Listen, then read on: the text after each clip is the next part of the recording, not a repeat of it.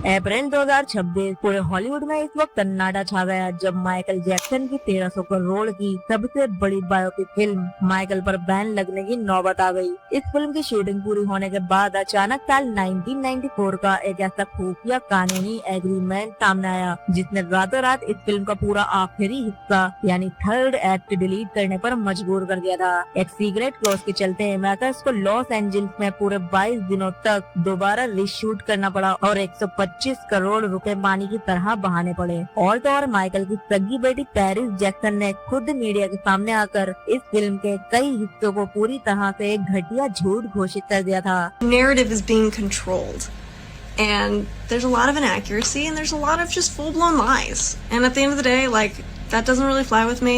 I don't really like dishonesty. I spoke up. I wasn't heard. I fucked off. लेकिन दोस्तों, पर्दे के पीछे चल रहा ये गंदा खेल कोई नया नहीं है। ये उसी इंसान की विरासत का सौदा है जिसके एक इशारे पर स्टेडियम में बैठे 50,000 लोग बेहोश हो जाते थे, जिसके थ्रिलर म्यूजिक एल्बम ने म्यूजिक का इतिहास बदला था। आज उनकी मौत के 17 साल बाद भी उनका अपना ही परिवार और कुछ मतलबी लोग उनकी रूह का सौदा करने पर उतार हुए हैं। क्या उनके पर्सनल डॉक्टर ने उनका कत्ल किया था? क्या माइकल आज भी दुनिया की नजरों से दूर कहीं जिंदा है? आज हम माइकल जैक्सन की जिंदगी, उनकी रहस्यमयी मौत और उनकी बायोपिक के पीछे छिपे हर एक खूनी खेल को इतनी गहराई से जानेंगे कि आपका दिमाग घूम जाएगा। हेलो दोस्तों, मेरा नाम है ब्लेड। अगर आपको रियल लाइफ क्राइम थ्रिलर्स पसंद है तो वीडियो को लाइक और चैनल को सब्सक्राइब जरूर कर लें। कहानी की असली शुरुआत होती है माइकल जैक्सन की उस सीक्रेट डील से जिसने उन्हें दुनिया का सबसे ताकतवर म्यूजिशियन बना दिया था। लेकिन इसी डील ने उनके पीछे लगा दिए थे उनके सबसे बड़े दुश्मन। बात है साल 1985 की। माइकल जैक्सन ने अपनी सूझबूझ से सिर्फ 4 करोड़ 75 लाख डॉलर में ATV म्यूजिक कैटलॉग खरीद लिया था। इस कैटलॉग में द बीटल्स जैसे महान बैंड के गानों के कॉपीराइट शामिल थे। इसके बाद साल 1995 में माइकल ने इस कैटलॉग को सोनी म्यूजिक के साथ मर्ज कर दिया और कंपनी बनी सोनी ATV, जिसमें माइकल जैक्सन की हिस्सेदारी पूरी 50% थी। इसका मतलब था कि दुनिया में जब भी बीटल्स या किसी बड़े कलाकार का कोई गाना बजता तो आधा पैसा सीधा माइकल जैक्सन की जेब में जाता। ये डील इतनी बड़ी थी कि सोनी म्यूजिक के बड़े बड़े अधिकारी माइकल जैक्सन से जलने लगे थे और साल 2001 आते आते सोनी म्यूजिक के नए बॉस टॉमी मोटोला के साथ माइकल की दुश्मनी खुलेआम शुरू हो गई थी। माइकल जैक्सन ने साल 2002 में न्यूयॉर्क के एक बड़े मंच पर आकर दुनिया के सामने टॉमी मोटोला को रेजिस्ट और शैतान बोला था। माइकल का सीधा आरोप था कि सोनी कंपनी जानबूझकर उनके नए एल्बम इनविंसिबल का प्रमोशन रोक रही है ताकि माइकल जैक्सन भारी कर्ज में डूब जाए, कंगाल हो जाए और मजबूर होकर अपना ये कीमती 50% कैटलॉग सोनी को कौड़ियों के दाम बेच दे। माइकल ने अपने आखिरी दिनों में कई बार रोते हुए अपने करीबियों से कहा था, ये लोग मुझे मारना चाहते हैं, ये मेरे म्यूजिक कैटलॉग के पीछे पड़े हैं। क्या उनकी मौत के पीछे वाकई इसी अरबों डॉलर के कैटलॉग को हथियाने की कोई बहुत बड़ी साजिश थी? 25 जून 2009 दोपहर के ठीक 12:21 पर पुलिस को एक इमरजेंसी कॉल आती है। ये कॉल माइकल के सुरक्षा गार्ड एल्बर्टो अल्वारेस ने की थी। गार्ड घबराकर कहता है, जल्दी आओ, वो सांस नहीं ले रहे। लेकिन इस फोन कॉल से ठीक आधे घंटे पहले माइकल जैक्सन के बंद बेडरूम में एक बहुत ही घिनौना खेल खेला जा चुका था। दोपहर करीब 11:50 पर माइकल जैक्सन के अपने पर्सनल डॉक्टर कॉनराड मरे को पता चल चुका था कि माइकल जैक्सन की सांसें रुक चुकी हैं। लेकिन डॉक्टर मरे ने तुरंत एम्बुलेंस को फोन नहीं किया। उन्होंने तुरंत 911 को फोन करने के बजाय करीब 30 मिनट सबूत मिटाने और दवाइयों की बोतलों को छुपाने में बर्बाद कर दिए थे। गवाहों के मुताबिक डॉक्टर ने सुरक्षा गार्ड अल्वारेस को दोपहर 12:17 पर कमरे में बुलाया और कहा, पहले इन दवाइयों की बोतलों और IV ड्रिप को बैगों में छिपाओ, उसके बाद खून घुमाना। सोचिए, एक डॉक्टर अपना मरीज की जान बचाने के बजाय पुलिस से बचने के लिए सबूत मिटा रहा था। इस सबूत छुपाने के चक्कर में जो कीमती आधा घंटा बर्बाद हुआ था, उसने माइकल की जान बचाने का आखिरी मौका भी छीन लिया था। और जब पैरामेडिक की टीम कमरे में पहुंची तो माइकल जैक्सन बेजान पड़े थे। हैरान करने वाली बात ये थी कि डॉक्टर मरे उन्हें बेड के नर्म गद्दे पर लेटे लेटे ही सीपीआर दे रहे थे, जबकि मेडिकल साइंस के नियम है कि सीपीआर हमेशा फ्लोर जैसी सख्त सतह पर दिया जाता है। एंड दोपहर 2:26 पर माइकल जैक्सन को डेड घोषित कर दिया गया था। मौत का असली कारण था एक्यूट प्रोपोफॉल इंटॉक्सिकेशन, यानी नींद के इंजेक्शन का ओवरडोज। डॉक्टर मरे पर केस चला। साल 2011 में उन्हें 4 साल की जेल की सजा सुनाई गई, लेकिन कैलिफोर्निया के एक कानून AB 109 और अच्छे व्यवहार का हवाला देकर उन्हें सिर्फ 2 साल के अंदर ही जेल से रिहा कर दिया गया था। आज वो डॉक्टर आजाद घूम रहा है और अपनी किताब बेचकर माइकल के नाम पर पैसे कमा रहा है। वो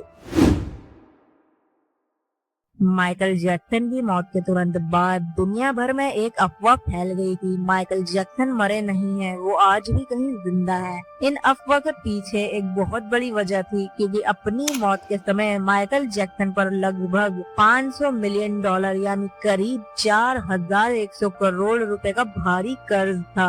लोगों का दावा था कि इस भारी कर्ज से बचने और अपने परिवार को इंश्योरेंस का पैसा दिलाने के लिए माइकल ने अपनी ही मौत का एक झूठा नाटक रचा था। लेकिन उनकी असली पोस्टमार्टम रिपोर्ट ने इस थ्योरी की धज्जियां उड़ा दी। पोस्टमार्टम में साफ हुआ कि उनके शरीर पर विटिलिगो यानी स्किन की बीमारी के असली सफेद पैच मौजूद हैं। उनके चेहरे और कानों के पीछे कॉस्मेटिक सर्जरी के वही पुराने निशान थे, यानी वो कोई हमशक्ल नहीं था। किंग ऑफ पॉप सचमुच हमेशा के लिए दुनिया छोड़कर जा चुके थे। अब उस 4100 करोड़ के कर्ज का क्या हुआ था? यहाँ माइकल जैक्सन की लेजेसी ने एक ऐसा चमत्कार किया जो इतिहास में कभी नहीं हुआ था। उनकी मौत के कुछ ही महीनों बाद उनको रिहर्सल वीडियो से बनी documentary film this is it release हुई। इस फिल्म ने दुनिया भर में $256 मिलियन से ज्यादा की रिकॉर्ड तोड़ कमाई की। गानों की भारी बिक्री और सोनी के साथ कैटलॉग की नई डील के जरिए माइकल जैक्सन के एस्टेट ने उनका सारा कर्ज पाई करके चुका दिया। आज माइकल जैक्सन का म्यूजिक एस्टेट $3.5 बिलियन यानी करीब 29,000 करोड़ रुपए का एक बहुत बड़ा साम्राज्य बन चुका है। साल 2025 के आखिरी महीनों में जब यूएस सरकार के आदेश पर जेफरी एप्स्टीन की लाखों सीक्रेट फाइलें और तस्वीरें दुनिया के सामने आईं, तो सोशल मीडिया पर भूचाल आ गया। इंटरनेट पर कुछ तस्वीरें वायरल करके तुरंत ये अफवाह फैलाई गई कि माइकल जैक्सन भी एप्स्टीन के उस बदनाम आइलैंड पर जाते थे। लेकिन जब इन फाइल्स की गहराई से जांच हुई तो सच कुछ और ही निकला। असल में अनसील्ड अदालती दस्तावेजों में एप्स्टीन की एक पीड़िता जोहाना जॉबर की कसम खाकर दी गई गवाही सामने आई। जब सरकारी वकीलों ने उससे सीधे पूछा कि क्या माइकल जैक्सन कभी एप्स्टीन के घर आए थे, तो उसने कहा, हाँ, मैं पाल्म बीच वाले घर पर आए थे। लेकिन इसके तुरंत बाद जब वकीलों ने सबसे अहम सवाल पूछा कि क्या माइकल ने वहाँ कुछ भी गलत या अनफेयर किया था, तो जोहाना का साफ जवाब था, बिल्कुल नहीं। उन्होंने किसी भी तरह के गलत व्यवहार से साफ इनकार कर दिया था। गाइस, सच तो ये है कि माइकल जैक्सन उस दौरान वहाँ सिर्फ एक रियल एस्टेट टूर के लिए गए थे। इसके अलावा साल 2025 की फाइल्स में जो तस्वीरें मिली वो दरअसल सालों पुरानी एक पब्लिक चैरिटी इवेंट की थी, जहां पूर्व राष्ट्रपति बिल क्लिंटन और डियाना रोज भी मौजूद थे। माइकल जैक्सन का नाम ना तो एप्स्टीन की किसी सीक्रेट फ्लाइट लॉग में था और न आइलैंड की विजिटर लिस्ट में और न ही FBI की किसी चार्ज शीट में। यानी बदनाम फाइल्स के नाम पर किंग ऑफ पॉप को जबरदस्ती घसीटने की सोशल मीडिया की ये कोशिश पूरी तरह से बेनकाब हो गई।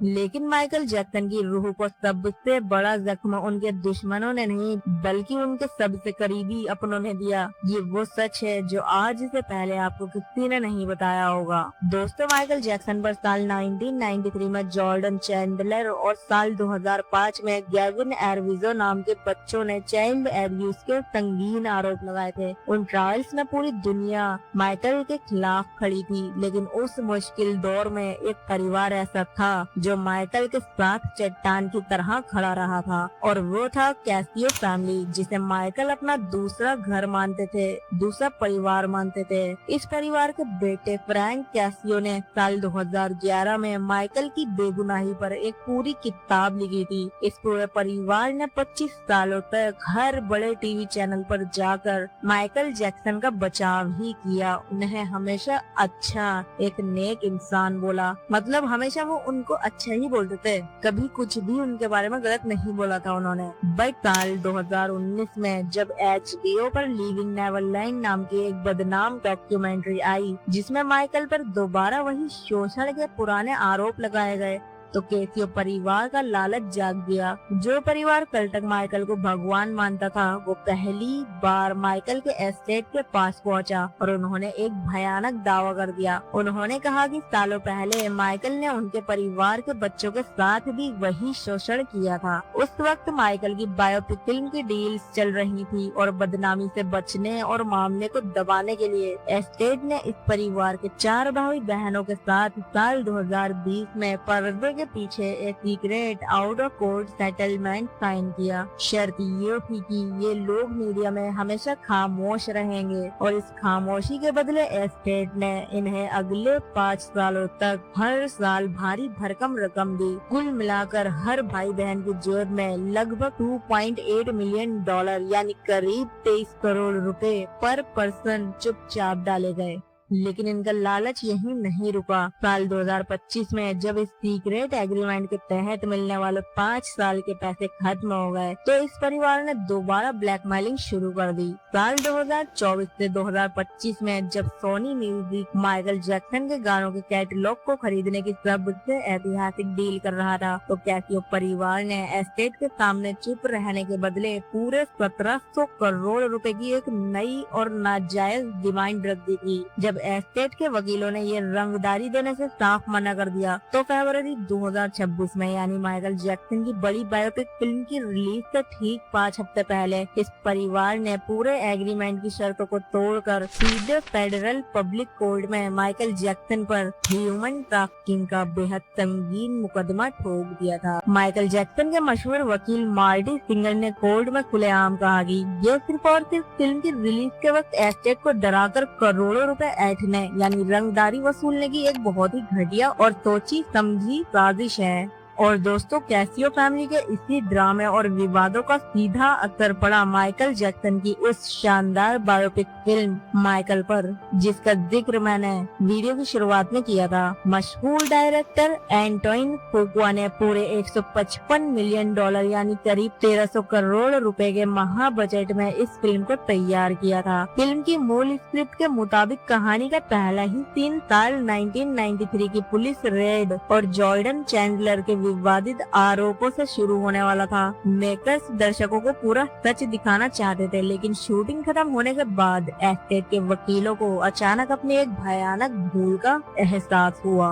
उन्हें पता चला कि साल 1994 में जब माइकल जैक्सन ने पहले आरोप लगाने वाले बच्चे यानी जॉर्डन चैंडलर के साथ कोर्ट के बाहर सेटलमेंट किया था, तो उस समझौते में एक बहुत ही सख्त सीक्रेट क्लॉज लिखा था। क्लॉज ये था कि जॉर्डन चैंडलर के केस या उसकी कहानी को दुनिया की किसी भी फिल्म या शो में कभी भी कमर्शियली नहीं दिखाया जा सकता। इस कानूनी कागज की वजह से करोड़ों की लागत से बनी बनाई फिल्म इलीगल घोषित होने की कगार पर आ गई थी, और नतीजा हुआ कि एस्टेट के वकीलों की लापरवाही के कारण मेकर्स को फिल्म का पूरा आखिरी हिस्सा यानी थर्ड एक्ट डिलीट करना पड़ता है। उन्हें लॉस एंजल्स में पूरे 22 दिनों तक दोबारा रीशूट करना पड़ता है, जिसमें लगभग $15 मिलियन यानी 125 करोड़ रुपए का भारी भरकम एक्स्ट्रा खर्चा आता है, जिसे पूरी तरह से खुद माइकल के एस्टेट ने अपने फंड से भरा था। और किसी भी कानूनी पंगे से बचने के लिए मेकर्स को अब इस फिल्म का अंत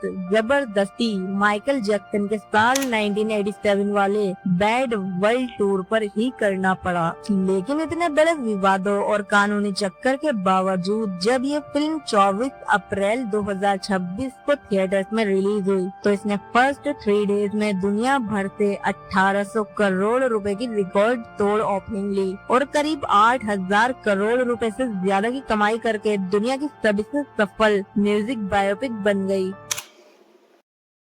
दोस्तों, माइकल जैक्सन को पूरी दुनिया ने एक सुपरस्टार की तरह देखा, लेकिन पर्दे के पीछे उनकी जिंदगी दुखों का एक ऐसा समुंदर थी जिसका कोई अंत नहीं था। उनका बचपन उनके सगे पिता जो जैक्सन ने उनसे छीन लिया था, जो उन्हें रिहर्सल्स के दौरान बेल्ट और तारों से बेरहमी से मारते थे और अगर उन्होंने गलती से कोई स्टेप गलत किया तो उन्हें जमीन पर पटक दिया जाता था। उस बचपन के खौफ ने माइकल को जिंदगी भर के लिए एक अकेलेपन के अंधेरे में ढकेल दिया। जवानी में जब उन्होंने लोगों पर आंख बंद करके भरोसा किया तो इस मतलबी दुनिया ने उनके उसी सीधेपन का फायदा उठाया, उन्हें झूठे मुकदमों में घसीटा और उनकी लेजेसी पर कीचड़ उछाली। लेकिन वो अंदर से कितने पाक साफ थे और बच्चे से कितना सच्चा प्यार करते थे, इसका सबसे बड़ा और खौफनाक सबूत उनके उसी गुनहगार डॉक्टर कॉनराड मरे के पास था।